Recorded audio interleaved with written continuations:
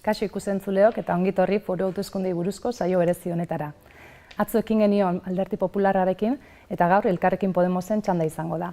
Gurekin daukagu Maria Valiente. 58 urte ditu Maria Valientek eta ingeles eta frantses irakaslea da. Batzar nagusietan batzarkidea da egun eta Ahaldu Nagusirako hautagaia Elkarrekin Podemosetik. Politikagintzan hasi aurretik bere herriko auzo elkarte batean ibili zen eta handik egin zuen salto Ahal Dugu mugimendura. Maria Valiente, ongi etorri. Eskerrik asko. Tira, aurreneko legealdia izan duzue Aldundian, indartsu, hasi zineten 6 batzarkiderekin, baina 4 urte gora beratsuak izan dira, barne gatazka handiekin.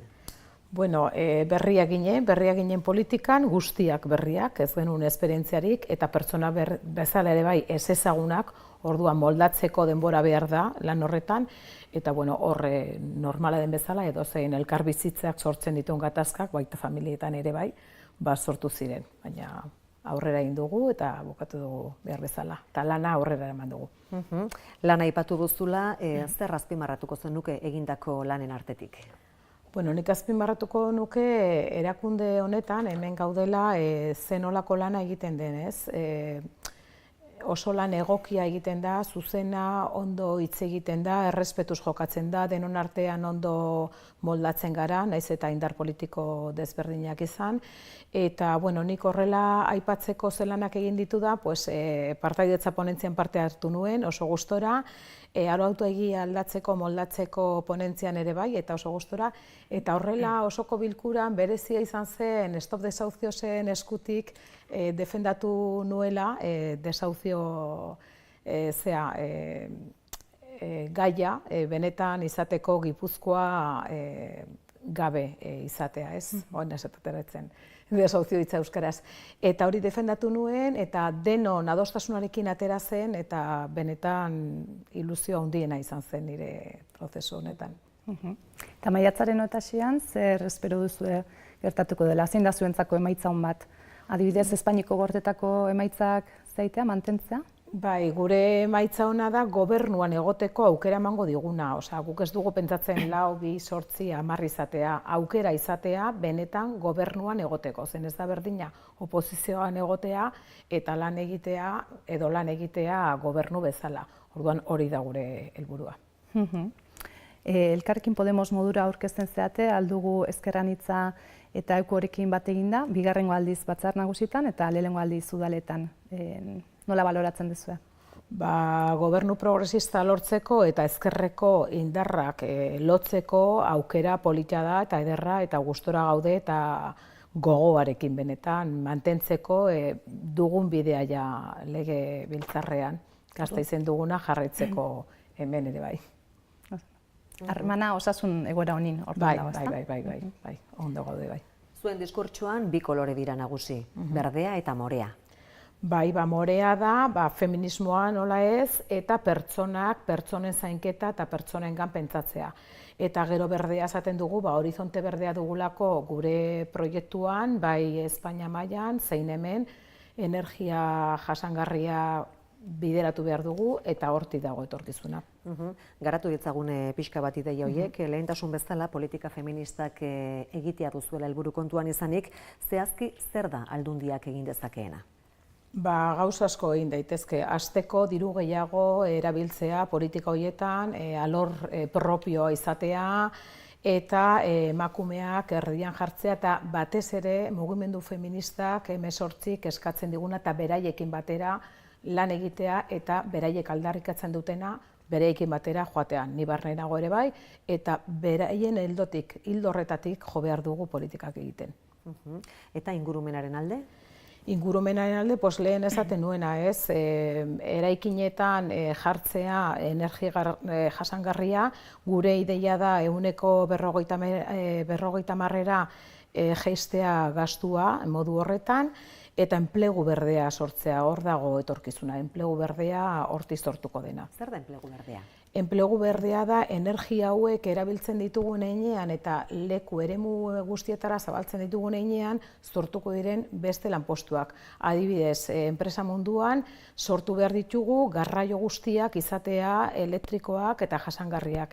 Eta hori egiteko baditugu hemen infrastrukturak, baditugu hemen lantegiak horretan aritzen direnak, eta aldiz ari dira hori egiten Txinan.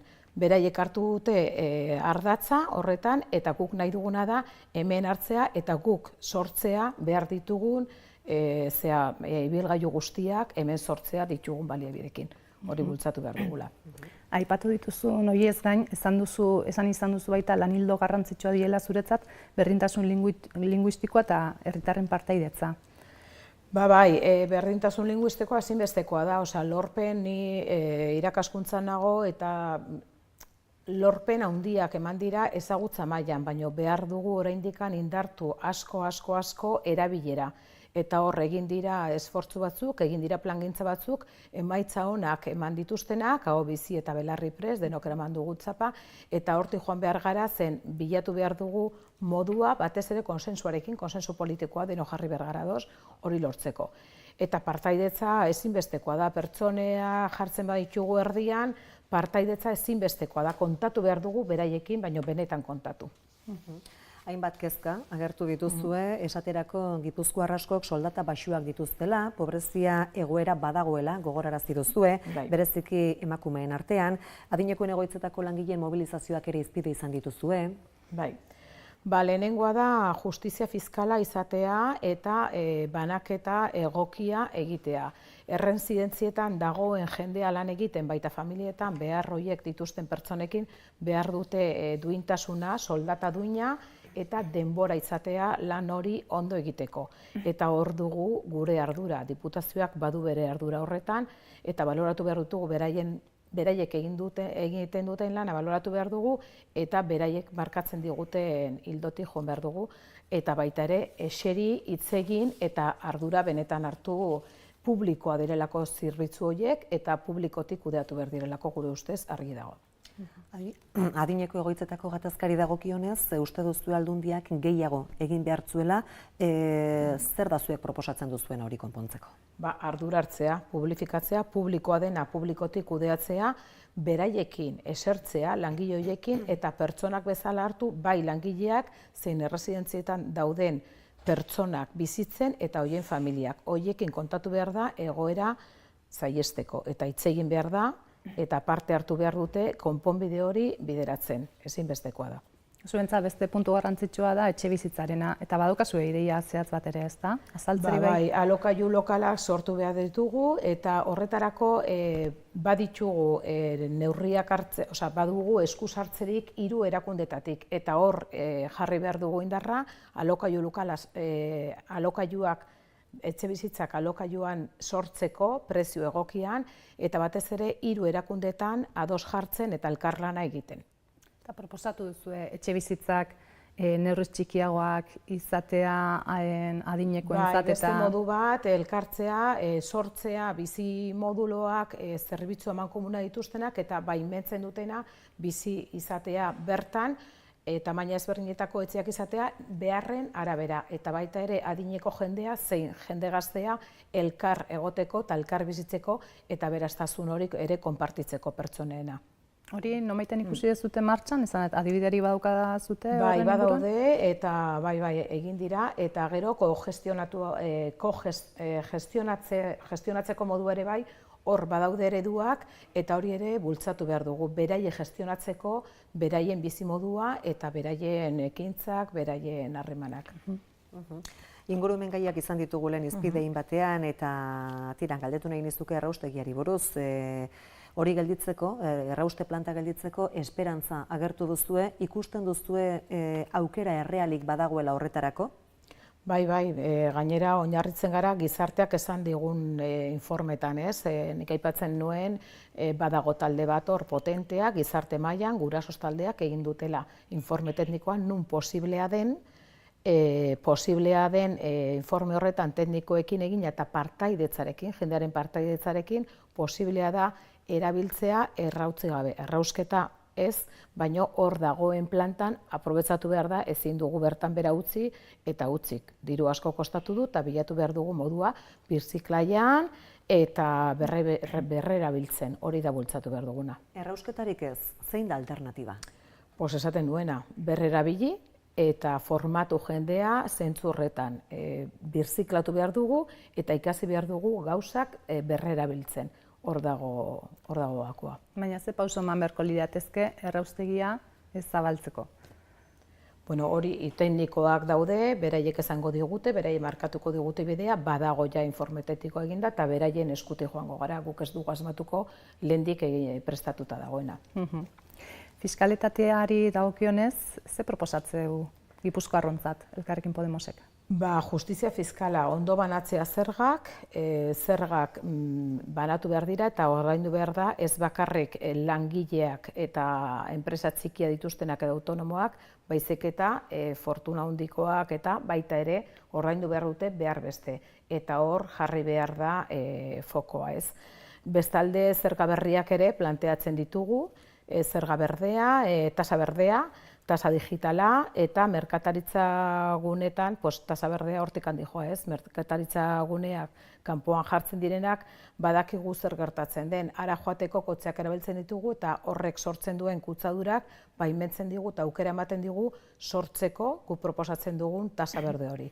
Diru horrekin bertako komertzioa, bertako dendak eta bertako enpresa txikiak laguntzeko eta sortzeko beste modu bat. Kritiko azaldu zarete Aldundian jokaerarekin gai honetan, zerga iruzurraren kontra nahiko borroka ez dela egiten esan duzue, bestaldetik diru sarrera bermatzeko errenta jasotzen dituztenak bai kontrolatzen direla, zein da zuen? Bai, guk argi dugu, justizia fiskala da ondo kontrolatzea ordaintzen dugun guztia eta gehiago kobratzen dutenei, gehiago irabazten dutenei, jarri behar zaizkie baita ere mugak eta jarri behar zaizkie neurriak kontrolatzeko beraien aportazioak ez. Eta hor joaten zaigu diru asko. Orduan baditugu mekanismoak, ertzaintzak baditu adibidez planteatzen dugu mekanismoak baditu, jarri ditu beste arloetan eta baita ere fortuna handietan eta horrela jarri behar ditugu, hor begia jarri behar dituzte eta tresnak eman behar dizkiegu. Zuek, Maria, tokiko merkataritza bultzatzearen alde zaudete. Nola egitea proposatzen duzue? Beraiekin eserita, beraiekin egiten plan bereziak eta batez ere hirietan bizitza ematen, beraiekin eseritzen eta justizia fiskala aipatzen genuen jartzea, laguntzea zentzu horretan, zergen bitartez eta modu horretan enpresa txiki horiek zabaltzea eta lortzea enplegu hori mantentzea. Laguntzak eman behar dizkiegu mantentzeko eta belaunaldien aldaketa lortzeko eta mantentzeko. Bide azpiegiturei dagokienez ere, horre kritikoak zarete Aldundiarekin, ez dakit zer ez da ondo egiten eta zer egin beharko litzateke zuen ustez? Argi dago, AP8a ordainduta dago eta aldiz jarraitzen dugu ordaintzen eta ez da batere segurua, argitasuna falta zaio, segurtasuna falta zaio eta falta zaio ere bai soinu barrera jartzea leku guztietan. Orduan eragozpena baditugu AP8arekin ez dago behar bezala zainduta eta behar bezala jarrita, ez da lehenengo lineako edo primera lineako autopista, ordainduta dago eta jarraitzen dugu ordaintzen. Orduan, hor dago adibidea. Eta deskargan bidezaria jartzearekin adibidez? Bueno, jarri da eta hor ez dugu jarri da eta hor dago ez gara sartuko horretan. Bide azpiegiturak izan ditugu izpide, edozein kasutan zuentzako erronka garraio publikoa hobetzen egongo litzateke. Bai, garraio publikoa eta horretan asko dago egiteke, adibidez, hasteko jasangarria izan behar dela. Bigarren, benetazko tarifa planak ez daudela eta ezinbestekoa dira, eta gero ez daudela ondo komunikatuak hiriburuarekin periferiako edo inguruko herriak. ez ospitaletara joateko, ez gauez, gazteentzako adibidez ateratzen garenean, edo kultura dela eta dana konzentratzen da Donostian, eta gero ezin duzu autobusa hartu, joateko, berdin zait, Irunera, edo Pasaira, edo orduan hor badago asko egiteke, hobetzea komunikazioa hiriburutik beste lurralde herri guztietara. Asko dagoela egiteko diozu, egia da hainbat aurrera pauso eman direla, esate baterako mugi txartelari dagokionean, Renfe bertan txertatu izan da, izan da zentzu horretan azken pausoa. Nola baloratzen duzue zentzu horretan orain arte egindako lana? Ondo baloratzen dugu, aurre pauso handiak eman dira, eta hori ondo baloratzen dugu, baina oraindik badago zer egiteri, zen presionaldetikan asko dago betzeko. Turismora salto eginda, esan izan duzue barrualdeko turismoa ez dela garatzen behar bezala, eta sektore hortako prekaritatea ere salatu izan duzue. Zein da zuen proposamena edo nola eman buelta horri? Bai, pertsonengan jarri behar dugu begirada, eta orduan lanbideak eta zaindu behar dira, jarri behar dugu behatoki bat, hori planteatzen dugu, behatoki bat jartzea, hori neurtzeko, eta baita ere ez bakarrik barneko turismoa, baizik eta Donostiako turismoa ja agortuta dago, oraindik jasoko dugu turismoa gehiago, Donostiak erakartzen dulako, baina irekitzen ditugu eta mugarik ez dago, Donostian gehiago egiteko hotelak eta zerbitzu guztiak, eta pentsatu behar dugu, eta hori ez da egiten ari, periferian ditugun herrietan, 20 kilometrotan ditugun herri guztietan, hotelak sortzea eta garraioa jartzea behar bezala, garraio publikoa elkartzeko hiriburua eta herri guzti horiek aberastasuna banatzeko. Donostian sortzen dela aberastasun hori zabaltzeko eta usteko ja Donostia tope egin duela, usteko etxebizitzak hemengo jendearentzat ez jarraitzeko zentzu horretan eta zabaltzea periferian ditugun herri guzti horietara bai. Turismoa eta ingurumena oso lotuta egon ohi dira, behintzat Gipuzkoaren kasuan hala da. Hor oreka nola mantendu laike? Turismo jasangarria izan behar dela, tasa eko baita ere planteatzen dugu udaletxeekin adostea, hori baloratzeko eta baloratzea baita ere neurtzea eta maila egitea hori neurtzeko. Nola ze eragina izaten ari den turismoa alde horretatik. Hori baloratu behar da, kontrolatu behar da eta ebaluatu behar da beti agente guztiekin parte hartuz. Egia da barrukaldeak erakargarritasuna izan baduela, ezta? Eta aipatzen zenuen pixka bat, nola egin beharko litzatekeen turistak ere bertara eraman ahal izateko. Baina nola egingo zenukete Donostiako turismoari muga ipintzeko? Muga ipintzeko, turismoa etorriko da Donostiara, zen da La Perla, osea, saltzen da bera bakarrik, zoragarria da, deno maite dugu, orduan lortu behar duguna da, hemen izan beharrean hoteleak, egotea ingurune, eta gero egiten ari dena, zabaldu egiten ari dena, barrukaldera, beste zonak saldu, azaldu eta sortu erakutsi jendeari, hori egiten ari da, baina jarraitu behar da, udaletxe guztiekin hasitako pausoak zabaldu behar dira, eta beraiekin sortu behar dira, zona berriak, ibilbide berriak, eta zergatik ez, hotel berriak, edo kanpinak, edo dendelakoa, barrukaldean ditugun altzorrak ere bai, helarazteko etortzen den jendeari, mundu osoko jendeari. Zentzu horretan suposatzen dute barrukaldeko udalen eta garapen agentzien jarrera positiboa izango dela noski. Bai, izan da, hasiera emanda dago, baino gehiago egin behar da, zen agente guztiak ez daude hor errepresentatuta, eta orduan behar da, beste pauso bat gehiago eman behar da, alde horretatik jarraitzeko. Eta gaia erabat aldatuta, lan egiteko adin mugak ze behar luke 65 urtean? Bai, guk argi esaten dugu, Madrilen jartzen da muga hori, estatu mailan, eta ez bakarrik hori, baizik eta behar bereziak edo desgaste berezia duten lanbideetan jaistea, ez izatea 65 urte, baizik eta bajuago. Hori ere kontutan izan behar da, eta hori ari gara defendatzen Madrilen. Eta badago informerik edo erreala da, 65 urtekin jubilatu alizatea? Bai, posiblea da, neurriak badaude eta hor daude programan, eta posiblea da, ikerketak egina daude eta posiblea da bai. Zaharren egoitzetako gatazka izan dugu lehen izpide, gizartearen zahartzeak kezkatzen zaituzte? Bai, hori hor dago, badakigu denok hor dagoela, eta hori kontutan izan behar da politika guztietan, oseak, bai.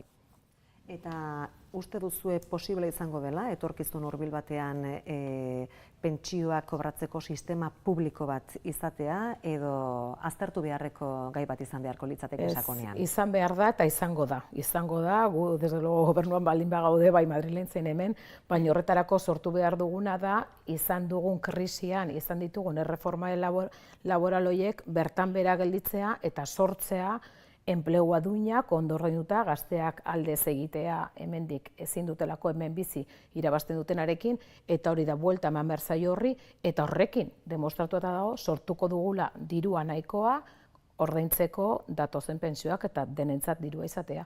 Ondo banatzea dirua, azken finean da diru sarrerak banatzea behar bezala guztion artean, eta ez goian dauden bakar batzuen artean. Hain justu ere hildo horretatik kritikatu izan duzue, EAJ eta PSek osatutako gobernua, kritikak gogorrak egin dizkiozue aberatsentzat gobernatzen dutela leporatuz, edota demokrazia partizipatiboaren etsaiak direla esanez.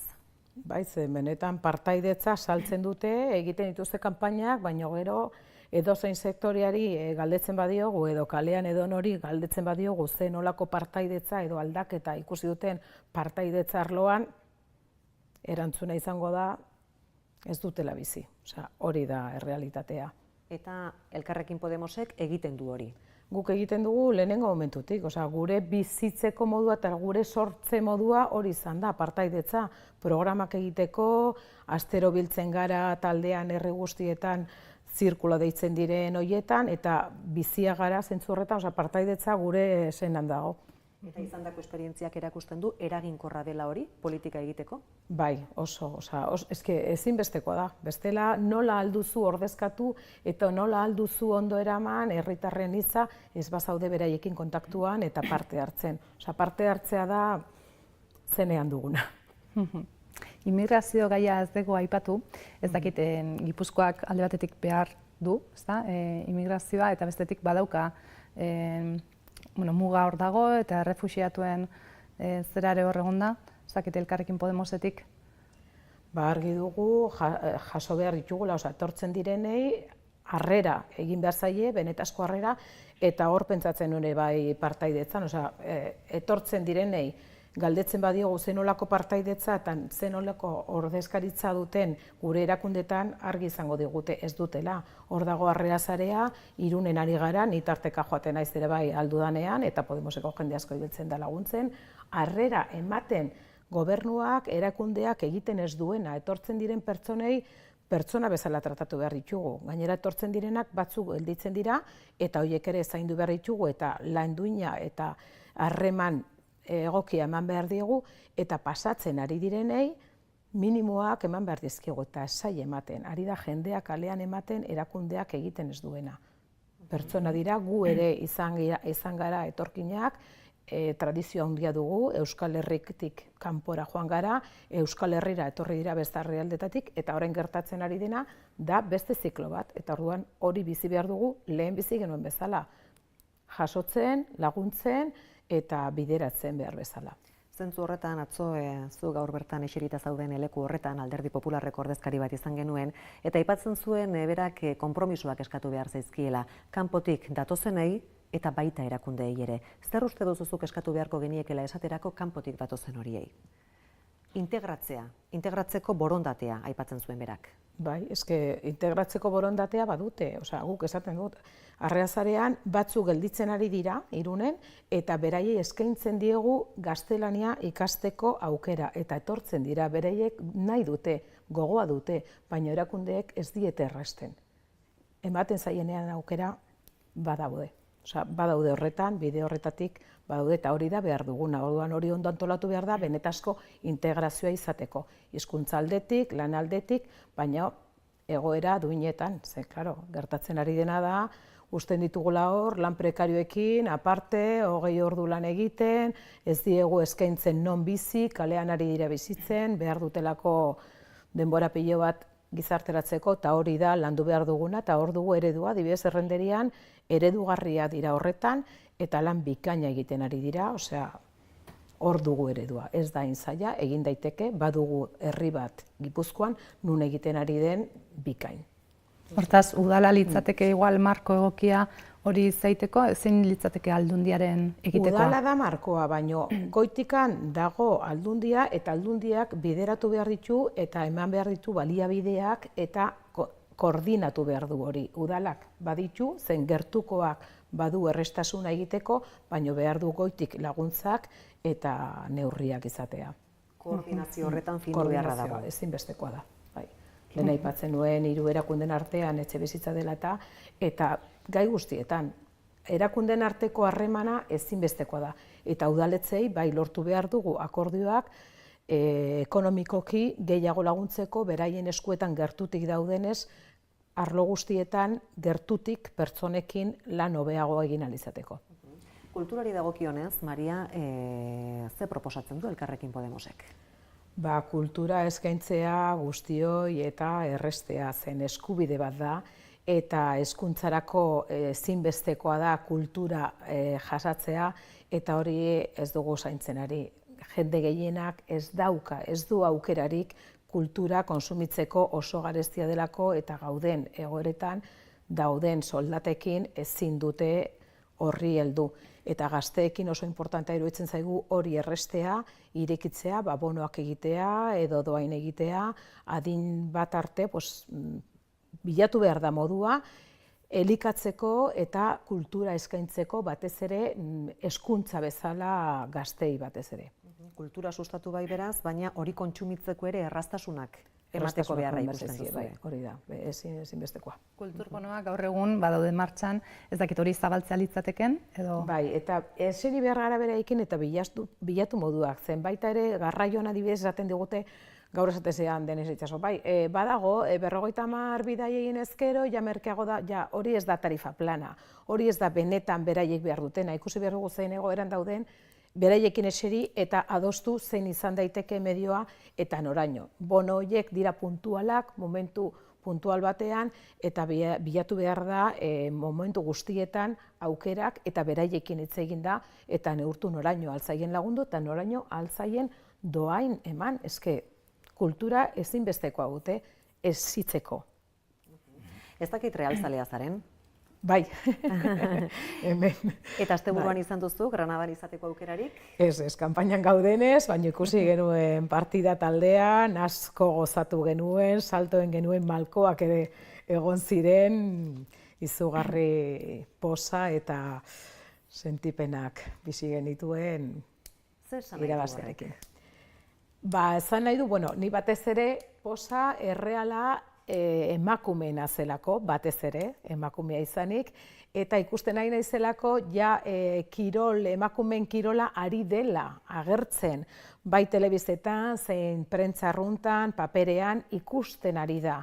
Gehien bat futbola, beste kirolak ezain beste, baina ikusten ari da, orduan hor, ari gara pausoak ematen ez, gehiago eman behar da, eta izan den sorpresa eta goza honekin, David eta Goliat izan dira eta gureak hor egotea en el podium txikienak izanik nolabait demostratzea posiblea dela, ahal dela, guk esaten dugura ez, ahal da, Podemos, beraiek ahal izan dute. Tira, gizonezkoetan ere futbola da, gaur egun bisibilitaterik handiena duen kirola, eta emakumeak ere hortik hasi dira hortaz, lehendabiziko urratsak ematen.